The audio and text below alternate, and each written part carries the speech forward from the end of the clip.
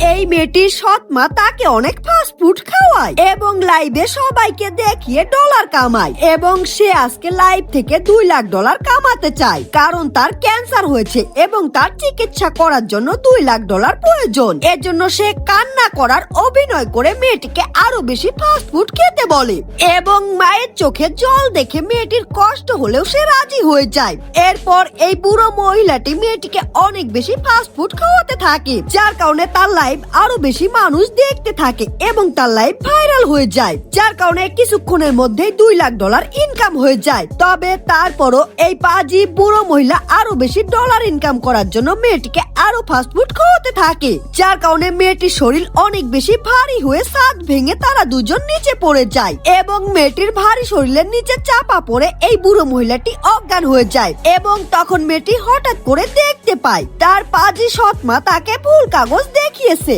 কেননা তার সৎ মায়ের ক্যান্সার হয়নি, সে বুড়ো থেকে সুন্দরী হওয়ার জন্য প্লাস্টিক সার্জারি করাতে চায় এবং এই বিষয়টি দেখা মাত্রই মেয়েটি রেগে গিয়ে তার সৎ মায়ের ফোন থেকে সব ডলার নিজের অ্যাকাউন্টে নিয়ে পালিয়ে যায়।